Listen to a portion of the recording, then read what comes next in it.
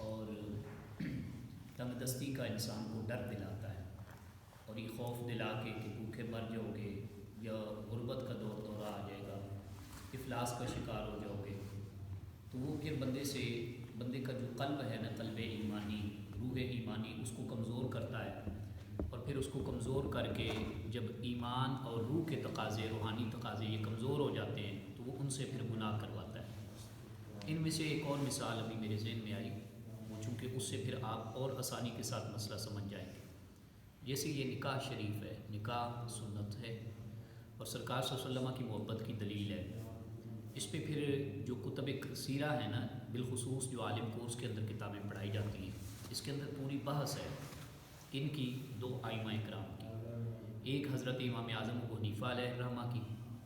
اور جن کا اصلی نام حضرت نعمان بن ثابت رضی اللہ تعالیٰ عنہ، اور دوسری بحث ہے ان کے مد مقابل حضرت امام شافعی علیہ الرحمہ کی۔ امام شافعی علیہ الرحمہ فرماتے ہیں نفلی نماز یہ زیادہ بہتر ہے، یعنی نوافل پڑھنا یہ زیادہ بہتر ہے، اللہ کی قربت کی دلیل ہے۔ اور ہمارے امام اعظم ابو حنیفہ علیہ الرحمہ ان کا زیادہ زور ہے نکاح پر، وہ کہتے ہیں نکاح اتنی بڑی سنت ہے کہ کئی ہزار نفل بھی پڑھ لیں اور ایک مرتبہ یہ نکاح والی سنت ادا کر لیں تو یہ ان کئی ہزار نوافل پر بھاری عمل ہے۔ اب نکاح کرنے کے اندر آپ دیکھیں، میل ہو یا فیمیل ہو، عورت ہو یا مرد ہو، ان کو شیطان کیسے وسوسے دلاتا ہے۔ مثلا آج کل ہم اپنے معاشرتی کلچر کو دیکھتے ہیں تو اس میں لڑکے والے جہیز کے لالچ کے اندر نکاح والے رشتے سے محروم ہو رہے ہیں، بڑی تگ و دو کے بعد رشتے ہاتھ میں آتے ہیں۔ اور اسی طرح خواتین کا بھی یہی مسئلہ ہے، وہ صاحب حیثیت تلاش کرتے جو معتدل یا معقول قسم کے رشتے ہوتے ہیں، وہ اپنی عمر جو ہے وہ بوڑھی کر لیتی ہیں، ان کے والدین ان کی عمر، جوانی کی عمر جو حق نکاح والی، حقوق زوجیت والی عمر ہوتی ہے اصلی، وہ اس کو گزار دیتے ہیں، اور گزار کر جی بسم اللہ پاک انشاءاللہ کلاس پڑھا کے پھر انشاءاللہ کر اور میں پرچی دے پکس بنا یہ جو ہے نا، یعنی حقوق زوجیت والی عمر، نکاح کے تقاضوں والی عمر، یہ گزار جاتے ہیں، اور گزار کر کیا کرتے ہیں، صاحب حیثیت ہمیں ملے، ہمارے سٹیٹس کا، ہمارے پلے کا ہے نہیں، تو نتیجتاً عمریں 25 سال، 30 سال، اور پھر ادھیڑ عمر کے اندر، آخری عمر کے حصوں کے اندر وہ جو متوازن رشتے تھے، کبھی کسی دور کے اندر ملتے جلتے تھے، وہ ان سے بھی محرومی کا شکار ہو جاتی ہے۔ اسی طرح مرد حضرات جہیز کے لالچ میں وہ جو اپنی اصلی چیز ہے کہ نکاح والی عمر، وہ اس سے بھی محروم ہو جاتے ہیں۔ تو شیطان نے اس میں دونوں طرف سے حملہ کیا ہے۔ مرد کو وہ کہتا ہے کہ نہیں، جو ہے وہ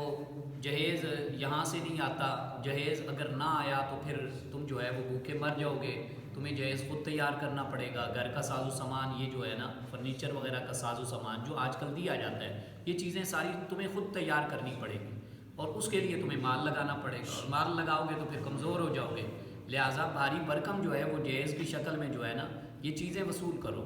اور مرد حضرات کو اسی طرح کہتا ہے، صاحب حیثیت خاندان کے اندر آپ عورتوں کو کہتا ہے کہ وہ جو صاحب حیثیت خاندان کے اندر رشتے کرو،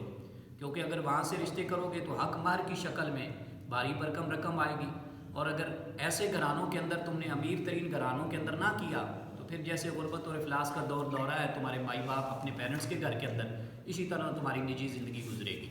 اور ازدواجی زندگی کے اگر خوشیاں بھی ہوں گی، آپ کا شوہر اچھا بھی ہوگا، تو کھلاتے پلاتے وہ آپ کی عمر نہیں گزرے گی، آپ کمزور ہو جاؤ گی۔ تو نتیجتاً یہ دونوں طرف سے شیطان نے حملہ کیا ہوا ہے۔ حالانکہ حدیث مبارکہ ہے، نبی پاک صلی اللہ علیہ وسلم نے ارشاد فرمایا، نکاح سے پہلے اگر بندہ دیکھے یا بی بی دیکھے نا تو اس کی روزی کے اسباب کم ہوتے ہیں، اور بندہ کوئی نکاح کے بندھن میں بن جاتا ہے، اس سنت کو زندہ کر لیتا ہے، اس کی اللہ پاک نکاح کی برکت سے ہی روزی فراخ کر دیتا ہے۔ آپ دیکھیں نا، جہاں جن جن لوگوں نے، ہمارا تو اب ریت روایت یا ہمارا معاشرہ اس بات کی اجازت نہیں دیتا، ایک کر لیں تو پھر اس کے بعد دوسری کا نام لینا بھی گناہ کبیرہ سمجھا جاتا ہے، جبکہ آپ ان ماحول کے اندر دیکھیں کہ جنہوں نے صحیح معنوں میں وہ قرآن کی آیت کا مصداق بنے، عملی طور پر فَانْكِحُوا مَا طَابَ لَكُم مِّنَ النِّسَاءِ مَثْنَىٰ وَثُلَاثَ وَرُبَاعَ، یہ آیت ہم نکاح کے خطبے بھی مولانا حضرات پڑھتے ہیں۔ اس کا مطلب کیا ہے کہ جو تمہیں اچھے لگے خاندان کے اعتبار سے، نسبت کے اعتبار سے، حسن و جمال کے اعتبار سے، تو تم کر سکتے ہو کتنی، مثنا 2 کر سکتے ہو، وثلاثہ 3 شادیاں بھی کر سکتے ہو، ورباع اور بیک وقت جو ہے وہ 4 شادیاں بھی کر سکتے ہو۔ تو یہاں پر ہمارے معاشرے کے اندر اس کی اجازت ہرگز نہیں ہے۔ اور پھر نبی پاک صلی اللہ علیہ وسلم نے ارشاد فرمایا یہ قرب قیامت کی نشانیوں میں سے ہے۔ سرکار صلی اللہ علیہ وسلم نے حدیث کے اندر اس کا پس منظر بیان فرمایا جب قیامت کی نشانیاں، قیامت قریب آئے گی نا، ان کی نشانیوں میں سے ایک نشانی یہ ہے کہ 50 عورتیں ایک ایک مرد کے حق نکاح میں آ سکتی ہیں، یعنی اتنی تعداد بڑھ جائے گی عورتوں کی۔ آج بھی آپ دیکھ لیں کہ عورتوں کے ہاتھ جو ہے وہ پیلے نہیں کیے جاتے، عورتوں کا نکاح کا بندھن نہیں کیا جاتا، اور اس سلسلے میں آپ دیکھیں کہ ایک ایک گھر کے اندر 4 3 2 جوان بچیاں بیٹھی ہوئی ہیں، اور کرنے کے لیے لوگ تیار نہیں۔ چلو متوازن رشتے نہیں ملتے، ایک سے زائد اگر بندے کی گزر اوقات ہو سکتی ہو اور وہ اگر شادی کر لے تو شریعت نے اس کا کوئی پابند نہیں بنایا۔ لیکن شیطان جو ہے وہ پھر کہتا ہے ایک کا تو نے گھرانہ آباد کیا ہوا ہے، اخراجات افورڈ کر لیے ہیں، دوسری لائے گا تو پھر کہاں سے لے گا؟ حالانکہ ہمیں اسی حدیث پر نظر رکھنی چاہیے کہ سرکار صلی اللہ علیہ وسلم کا قول برحق ہے، قول رحمت ہے۔ آپ نے فرمایا تو آپ سے بڑھ کر قول صادق کا کہنے والا کون ہے؟ آپ نے فرما دیا تو انشاءاللہ رزق کی بھی برسات ہوگی۔ اور جن لوگوں نے یہ تجربہ کیا ہے، میں اس کو ضروری نہیں کہہ رہا، لیکن میں کہہ رہا ہوں ایک آپشن موجود ہے، لیکن شیطان اس طرف سے حملہ آور ہوتا ہے۔ نتیجتاً کیا ہوتا ہے؟ بھوک بھوک بھوک، یہ نشہ اور یہ رونا اور یہ التجائیں کر کر کے ہم اکثر سنتوں سے معروم ہو رہے ہیں، اور اس میں پھر ہمارے معاشرتی کلچر کے اندر بہت لاپرواہی ہو رہی ہے، بہت قسم کے مسائل پیدا ہو رہے ہیں، چڑچڑاپن اس کی وجہ یہی ہے، اور اپنی زندگی سے آسودگی حاصل نہ کرنا۔ ایک بندہ ہے وہ کھاتا ہے، شادی شدہ ہے یا غیر شادی شدہ ہے، وہ کھاتا ہے، وہ پیتا ہے، وہ کماتا ہے، لیکن آپ اندازہ لگائیں کہ ہمارے معاشرے کے اندر ذہنی سکون نہیں ہے، آسودگی نہیں ہے، حتیٰ کہ بیٹا باپ کو بلانا پسند نہیں کر رہا، باپ بیٹے کی تربیت کے حقوق ادا نہیں کر رہا، اور ادا کیا کرے اسے ادائیگی کا تصور تک بھی نہیں ہے، آتا پتہ ہی نہیں ہے دور دور تک۔ حقوق ادا کرنے ہیں تو کس عمر کے اندر ادا کرنے ہیں؟ اچھا، ہمارے ہاں شیطان نے اتنا خوف ڈالا ہوا ہے کہ جب تک صاحب روزگار بچہ نہیں ہو جاتا لوگ نکاح نہیں کرتے۔ حالانکہ آپ قرآن و سنت کے پورے خلاصے کا جائزہ لیں، میں بڑے دعوے کے ساتھ کہہ رہا ہوں جتنا میں نے مطالعہ کیا ہوا ہے، قرآن و سنت کے اندر کہیں بھی صاحب روزگار کے لیے نکاح کرنے کا حکم نہیں دیا گیا، بلکہ روزگار کا تصور بھی نہیں ہے شریعت کے اندر نکاح کے لیے۔ بلکہ جو بندہ نکاح کرتا ہے نا بے روزگار ہو کر بھی، وہ اگر نکاح کر لے اور صحیح معنوں میں سنت کی ادائیگی کرنا شروع کر دے تو اللہ تعالیٰ اس کے لیے غیب سے روزگار بھی پیدا فرما دیتا ہے۔ تو لوگ کہتے ہیں کہ اس کی کوئی جواب نہیں ہے، اچھا پرائیویٹ ہے، عارضی طور پہ کر رہا ہے، کل کو پتہ نہیں وہاں سے جواب ہو جائے، کوئی سرکاری ہوگی، کوئی اچھی ہوگی۔ تو ان چکروں کے اندر ہمیں نہیں پڑنا چاہیے۔ وہ کل کے رسول اللہ صلی اللہ علیہ وسلم کے فرمان کے ساتھ ساتھ قرآن مجید کی آیات کو یاد رکھنا چاہیے کہیں بھی ہو۔ یعنی میں یہ تو نہیں کہتا، ظاہری بات ہے ہم اپنے والدین کے تابع ہیں، اب تک ہمارے اوپر، ہماری زوات کے اوپر تو ہمارے والدین کی مرضی چلے گی، لیکن کل کو اللہ جب ہمیں والد بنائے تو ہم اپنی اولاد کے سلسلے میں اس طرح کی کوتاہی ہرگز نہ کریں، وگرنہ یہ ہوگا کہ پھر قیامت کے دن ہمیں جواب دہی کا سامنا کرنا پڑے گا۔ اور قرآن پڑھنے کا مقصد یہ ہے کہ ہماری نجی زندگی بہتر ہو، ہماری ازواجی زندگیاں بہتر ہوں، اور ازواجی زندگی کا حصول اگر ممکن نہیں ہو رہا تو ہم تعین کریں کہ ان میں مسائل کون سے آڑے آ رہے ہیں۔ تو ان میں ایک یہ ضروری مسئلہ تھا جو میں نے آپ کی خدمت میں عرض کیا۔ پھر دوسرا جو تھا نا، کہا گیا کہ جو اللہ کے نام پر جانور ذبح نہ کیا جائے، تو اس کا ایک مطلب تو یہ ہے، دوسرے کچھ لوگ جو ہیں وہ اس کو پھر دوسری طرف لے جاتے ہیں، میں صرف آپ کو وہ اینگل سمجھانا چاہتا ہوں، وہ اس طرف لے جاتے ہیں کہ جیسے آپ کہتے ہو کہ 11ویں شریف پر کوئی جانور ذبح کیا جا رہا ہے، یا ربیع الاول شریف کی نسبت سے کوئی لنگر کے لیے کوئی جانور ذبح کیا جا رہا ہے، تو آپ پھر ان کی نسبتیں دوسروں کے ساتھ جوڑ دیتے ہو، تو یہ بھی اسی آیت کے ضمن میں ہے وَمَا أُهِلَّ بِهِ لِغَيْرِ اللَّهِ۔ تو اس کا جواب یہ ہے کہ ذبح کے وقت جانور کو جب ذبح کیا جانا ہے، اس وقت کسی ولی کا، کسی پیر کا، کسی نبی کا نام لیا جائے کہ میں اس کے نام پر ذبح کر رہا ہوں، تو پھر وہ جانور ظاہری صورت میں جو ہے وہ حرام ہو جائے گا۔ جانور حلال تھا، ذبح کے وقت تکبیر کہنے کے بجائے، خدا کا نام لینے کے بجائے آپ نے کہا کہ یہ میں حضرت محمد رسول اللہ صلی اللہ علیہ وسلم کے نام پر ذبح کر رہا ہوں، اور آپ نے چھری پھیر دی ہے، تو پھر چاہے نبی پاک صلی اللہ علیہ وسلم خدا کے محب ہیں، محبوب ذات ہیں، مگر چونکہ اللہ پاک نے شرط لگائی تھی کہ میرے نام کے سوا کسی کا نام نہیں لینا، تو وہاں پر چھری چلاتے وقت تکبیر ہی پڑھنی پڑے گی، اللہ پاک کا نام ہی لینا پڑے گا۔ پوری تکبیر پڑھ لیں بہت ہی عمدہ بات ہے، وگرنہ بسم اللہ اللہ اکبر، یہ قربانی کا جانور بھی ذبح کرنا پڑ سکتا ہے نا کبھی، تو آج کے درس کے توسل سے یہ طریقہ بھی سیکھ لیں کہ پوری تکبیر، کئی لوگ کہتے ہیں آپ نے تو پوری پڑھی نہیں ہے، بھائی جس کا چھری پر ہاتھ ہوگا، کئی بندے ہوتے ہیں نا اجتماعی قربانیاں کرتے ہیں، تو ایک بندہ جو ہے وہ قصاب قصائی اس نے ہاتھ رکھا ہوا ہے، اور دوسرے کہتے ہیں اگرچہ یہ شرعی مسئلہ نہیں ہے کہ اگر میری طرف سے قربانی ہو رہی ہے تو میرا ہاتھ لگانا یہ واجب اور ضروری نہیں ہے، پاس کھڑے ہونا بھی ضروری نہیں ہوتا، کئی جو دوسرے دیار غیر کے اندر، دوسرے ممالک کے اندر موجود ہوتے ہیں، وہ بھی تو قربانیاں کرواتے ہیں نا اپنے گھروں سے، تو چھری پر ہاتھ رکھنا بھی ضروری نہیں ہے، اور یاد رکھیں پاس کھڑے ہو کر اس قربانی کا مشاہدہ کرنا یا اس کو اپنی طرف سے دیکھنا یہ بھی ضروری نہیں ہے، ہاں اگر دیکھے تو اچھا عمل ہے نا، کیونکہ اس سے روح بھی پاک ہوتی ہے، قربانی کے جذبات پیدا ہوتے ہیں، اور پھر بندے کو پتہ چلتا ہے یہ تو جانور کو ذبح کیا ہے، اس کی قربانی پیش کی ہے، تو خواہشات کی قربانی اگر پیش کرنا پڑے تو اللہ کے لیے مجھے اس مرحلے کے لیے بھی مجھے تیار رہنا چاہیے۔ لیکن اگر کسی بندے نے ہاتھ رکھا ہے، چاہے اس نے لازم سمجھا ہے ہاتھ رکھنے کو یا ویسے ہی قصاب کے کہنے پر اس نے ہاتھ رکھا ہے، تو جتنے افراد کا ہاتھ ہوگا چھری پر یا اس ذبح کرنے والے آلے پر، ان سب کے لیے پھر یاد رکھیں کہ ضروری ہے کہ وہ بسم اللہ اللہ اکبر کم از کم پڑھیں۔ عرف کے اندر کیا ہوتا ہے، جانور ہم حرام اکثر کر دیتے ہیں، قصاب پڑھ رہا ہوتا ہے اور جنہوں نے ہاتھ لگایا وہ نہیں پڑھ رہے، تو پھر جانور حرام ہو جائے گا، ایک یہ چیز سنیں۔ اور دوسرا یہ کہ نسبت کر دینے سے، نام نہیں لیا،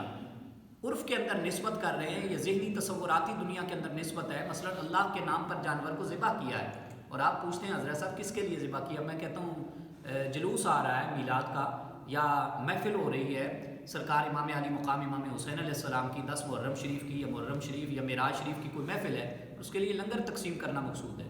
اور میں سرکار غوث اعظم رضی اللہ تعالیٰ عنہ کی نسبت سے آج میں نے جانور ذبح کیا ہے، یا میں نے 12 ربیع الاول شریف سرکار کی آمد رسول علیہ السلام کی نسبت سے میں نے یہ جانور ذبح کروایا اور لنگر تیار کرنا مقصود ہے۔ اب نسبت کا اظہار کرنا اس سے جانور کوئی حرام نہیں ہوتا،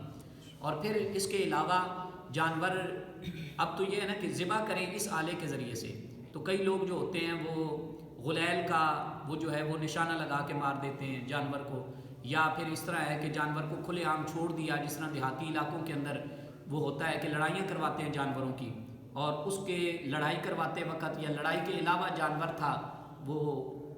گیا تھا کھیت کھلیان کے اندر اور اس کو کسی درندے نے چیر پھاڑ کر دیا ہے، یا کوئی دوسرا جانور تھا سینگ والا سونگ والا اور اس نے سینگ لگا دیا ہے، یا کوئی ایسی اسے چوٹ یا ٹکر لگ گئی ہے کسی جانور کی طرف سے، یا ہم چاہتے تھے کہ اس کا شکار کریں اور شکار کرتے کرتے ہمارا کوئی ایسا نشانہ لگ گیا اس کو بندوق کے ذریعے سے یا غلیل کے ذریعے سے یا کوئی اور چیز کے ذریعے سے جس کی وجہ سے وہ جانور مر گیا ہے یا کم از کم مرنے کے قابل ہو گیا ہے، تو اب اگر اس کی سانس چل رہی ہے تو اس کو اللہ کے نام پر تکبیر پڑھ کے ذبح کر سکتے ہیں، اور اگر یہ صورتحال نہیں ہے، وہ پہلے ہی دم بخود ہو گیا ہے، مطلب وہ مر گیا ہے، تو پھر ظاہری صورت میں وہ بھی حرام ہوگا، یہ اس ضمن میں آپ نے سمجھنا ہے۔ اب جو آج کی آیت مبارکہ ہے وہ میں پڑھتا ہوں، ان الذین یکتمون، بے شک وہ لوگ جو چھپاتے ہیں اس کو جو اللہ تعالیٰ نے نازل کیا کتاب میں، یہاں سے وہ پیچھے باس آپ نے سمجھ لی ہے، پہلے پارے کے اندر کثیر متعدد مرتبہ یہ بیان ہوا ہے، یعنی رسول اللہ صلی اللہ علیہ وسلم کی شان کو، عظمت کو، قصائد کو وہ چھپاتے ہیں، اور جو نشانیاں بتائی گئیں کہ محمد عربی صلی اللہ علیہ وسلم یہ نشانیاں لے کر ظہور آور ہوں گے، ان نشانیوں کو بھی چھپاتے ہیں وہ، یہ مطلب ہے۔ وَيَشْتَرُونَ بِهِ ثَمَنًا قَلِيلًا، اور لیتے ہیں اس کے بدلے میں تھوڑی قیمت، ڈھیروں ڈھیر لیتے تھے، لیکن چونکہ آخرت کے ثواب اور اجر کے بارے میں اور مغفرت کے مقابلے میں ان کا لینا دینا بہت تھوڑی حیثیت رکھتا ہے، اس لیے اللہ تعالیٰ نے فرمایا وہ لیتے ہیں تھوڑے دام، اور تھوڑے دام کن سے لیتے تھے؟ وہ جو اپنی حیثیت سے اسٹیٹس سے کم لیول کے لوگ تھے نا، ان سے وہ پیسہ لیتے تھے، اور ان کو یہ شو کرواتے تھے کہ جتنا ہم جانتے ہیں نا کہ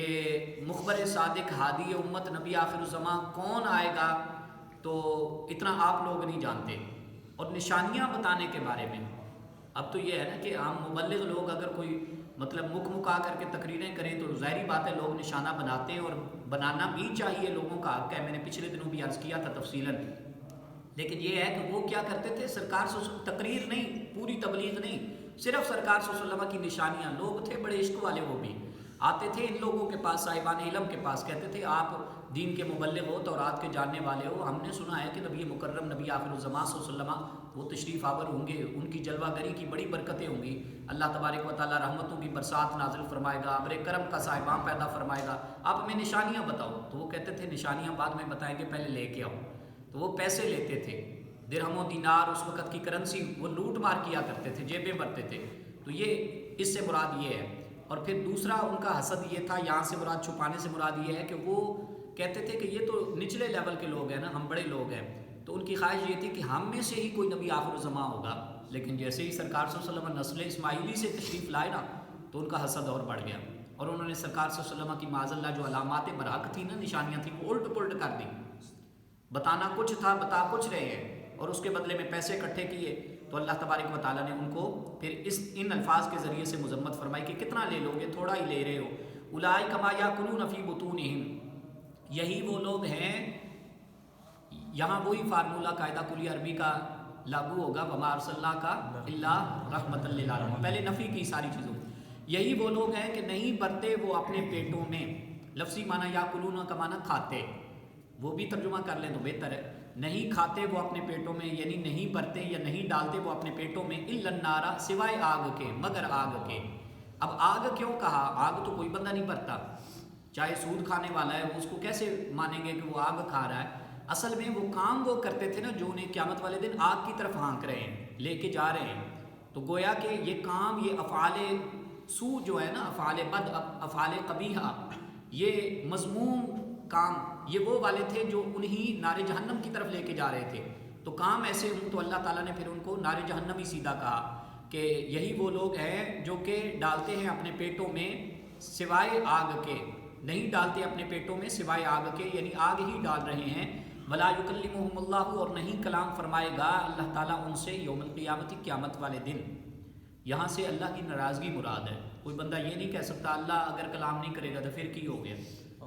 اسی تے اللہ پاک نال کلام کر سکیں گے نا، اسی تے دیدار الہیہ تو مشرف یاب ہوں گے نا. نہیں، اللہ پاک کلام نہیں فرمائے گا. تو دنیا کے اندر آپ دیکھو نا کہ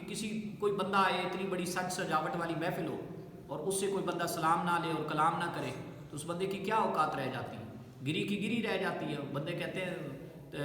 تجھے تو اس نے فلاں نے منہ ہی نہیں لگایا، تیری طرف تو دیکھنا پسند نہیں کیا، تجھ سے تو سلام کا جواب ہی نہیں لیا گیا. یہ مطلب ہے یہاں ان کی مذمت کی جا رہی ہے. قیامت والے دن اللہ پاک کلام نہیں فرمائے گا. اور کلام سے مراد یہ بھی ہے کہ اللہ پاک جو جنتی لوگ ہوں گے نا، ان کو اپنی شان کریمی کے تصدق، جیسے اللہ کی شایان شان ہے، اللہ قول برحق جاری فرما کے نا، ندائے برحق، اس کو ندائے باری تعالیٰ بھی کہتے ہیں، وہ جاری فرما کے نا، جیسے اناؤنسمنٹ ہوتی ہے نا، ہم ریلوے اسٹیشن پر اور دیگر فلائٹوں کی وہ آمد و رفت کے حوالے سے سنتے ہیں، ایسے اناؤنسمنٹ ہوگی، پورا معاشر کا میدان سنے گا، اور وہ باری تعالیٰ کی بڑی سریلی آواز ہوگی، وہ مسحور کن آواز ہوگی. ساری جو خلقت ہوگی نا، وہ اس سحر میں اور اس کے مطلب تصور کے اندر وہ گم ہو جائے گی. تو وہ کانوں کے اندر رس گھولے گی، اور بندے سے عذاب آخرت کا ڈر جو ہے نا، وہ نار جہنم کا ڈر، اور قبر حشر سے چونکہ اٹھے ہوں گے اور پھر ڈائریکٹ سیدھا معاشر کے میدان میں پیش ہو جائیں گے، وہ سارا خوف اتار دے گی اللہ پاک کی آواز.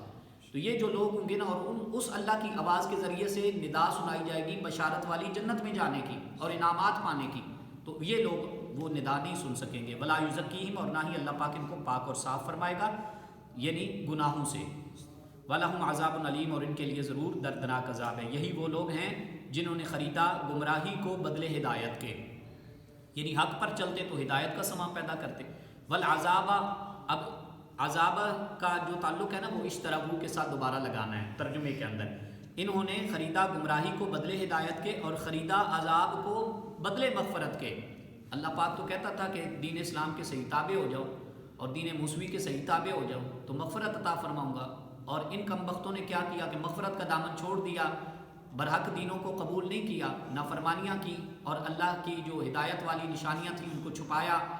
انبیاء برحق کی علامات کو، بشارات کو چھپایا. تو اس کے بدلے میں کیا ہوا؟ عذاب ملے گا. فما اصبرہم علی النار، پس ہرگز نہیں وہ صبر کر سکیں گے اس ملنے والی آگ پر، یعنی برداشت نہیں کر سکیں گے، اتنی سخت آگ ہوگی. ذالک بان اللہ، یہ اس لیے کہ بے شک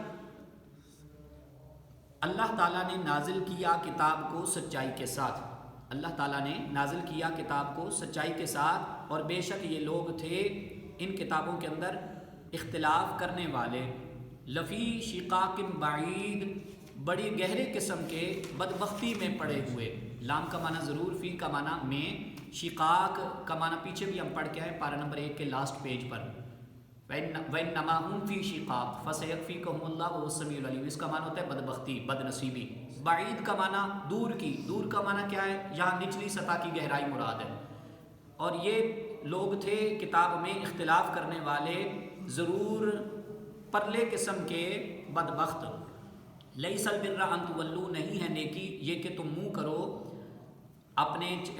منہ پھیرو، تولو کا معنی منہ پھیرو، وجوہکم کا معنی اپنے منہ، قبل المشرقی جہت مشرق کی، والمغربی اور مغرب کی. قبل کا معنی ہوتا ہے طرف، یعنی سمت کہہ سکتے ہیں آپ، مشرق کی سمت اور مغرب کی سمت. اب یہ ہے کہ ہم مغرب کی سمت منہ کر کے نماز پڑھتے ہیں نا، تو وسوسہ پیدا ہوتا ہے کہ پھر نیکی کیا ہے؟ اللہ تعالیٰ نے خود ہی تو کہا ہے قبلے کی تبدیلی کا فرمایا، اور ہم اسی کی تو پیروی کر رہے ہیں اتباع خداوندی کے اندر. تو اس سے پہلے ہم مسجد اقصیٰ کی طرف منہ کر کے نماز پڑھتے تھے. تو فرمان خداوندی کا مطلب کیا ہے؟ اب میں آگے مطلب آیت کا ترجمہ پڑھتا ہوں نا، پھر آپ کو سمجھاتا ہوں. ولیکن البر، اور لیکن اصل نیکی تو یہ ہے. لفظی ترجمہ کیا ہے؟ اور لیکن نیکی تو یہ ہے. تو صرف کہیں گے نا لیکن نیکی تو یہ ہے، تو پھر کوئی کم وقت کہہ سکتا ہے اچھا مشرق اور مغرب کی چھٹی ہو گئی. اللہ نے خود ہی فرمایا لیسا کے ذریعے سے نفی کی ہے کہ وہ نیکی نہیں ہے، تو پھر مغرب کی طرف منہ کر کے کیوں نماز پڑھتے ہو مکہ شریف کی طرف منہ کر کے؟ تو کہنا ہے اصل نیکی یہ ہے کہ جو شخص ایمان رکھے اللہ تعالیٰ پر اور آخرت کے دن پر اور تمام فرشتوں پر اور تمام کتابوں پر اور تمام نبیوں پر. اور اصل نیکی یہاں بھی دہرانا ہے ترجمہ، اور اصل نیکی یہ ہے کہ دو تم مال اللہ کی محبت میں، اللہ کی خوشنودی میں، اللہ کی رضا میں. یہ حب ہی کا ترجمہ ہے. ذوی القربا، اپنے قریب کے رشتہ داروں کو، والیتامہ اور یتیموں کو، والمساکین اور مسکینوں کو مال دو، وابن السبیل اور مسافروں کو، راہگیروں کو، والسائلین اور سوال کرنے والوں کو، وفی الرقاب اور غلام آزاد کرنے میں، واقام الصلاۃ، یہاں بھی پھر دہرانا ہے وہی ترجمہ. اور اصل نیکی تو یہی ہے کہ نماز قائم کرتے رہو اور زکوٰۃ دیتے رہو اور پورے کرو اپنے وعدوں کو جب بھی کوئی وعدہ کرو، اور صبر کرنے والے مصیبت میں اور تنگ دستی میں. سختی نیچے لکھا ہوا ہے وہ بھی کر سکتے ہیں. مصیبت میں اور پریشانی میں یا تنگ دستی میں، وحین الباس اور جہاد کے وقت میں، یعنی کافروں کا بندہ مد مقابل ہوتا ہے نا مسلمان، اس وقت بھی پریشانیاں محسوس ہوتی ہیں کہ اب پتہ نہیں کیا بنے گا، فتح کس کا مقدر ٹھہرے گی. تو اللہ پاک فرماتا ہے صبر کرنے والے. اولئک الذین صدقوا، یہی لوگ ہیں کہ جنہوں نے اپنی بات کو سچ کر دکھایا. کیسے سچ کر دکھایا؟ یعنی کہتے تھے نا آمنا باللہ وبالیوم الاخر، ہم تو اللہ کو مانتے ہیں اور آخرت کے حساب کتاب پر بھی ایمان رکھتے ہیں. تو اب جب عمل کا وقت آیا نا، تنگ دستی آئی، پریشانی آئی، تو جسم پر لرزہ پر اندام نہیں ہوا، جسم ان کا لرزہ طاری نہیں ہوا، کافروں کا روب وہ طاری نہیں ہوا، بلکہ انہوں نے کہا کوئی بات نہیں ہم ثابت قدم ہیں. تو اللہ فرماتا ہے پھر انہوں نے جو قول سے بات کہی تھی نا، وہ فعل سے بھی ثابت کر دی. تو وَأُولَٰئِكَ هُمُ الْمُتَّقُونَ، اور یہی لوگ ہی پرہیزگار ہیں. اس کی پھر تشریح میں کل انشاءاللہ خلاصتاً عرض کروں گا. صرف اس ترجمے کا مطلب یہ ہے کہ یعنی صرف پہلے جو کہا نا قبل المشرق والمغربی، کہ صرف نماز اور روزہ نیکی دے کام نہیں نے، بلکہ نیکی کے کام حقوق العباد بھی ہیں، اور آخرت پر اور اللہ کی ذات پر اور فرشتوں پر اور نبیوں پر اور تمام کتابوں پر ایمان رکھنا. عقیدہ بھی صحیح ہونا چاہیے،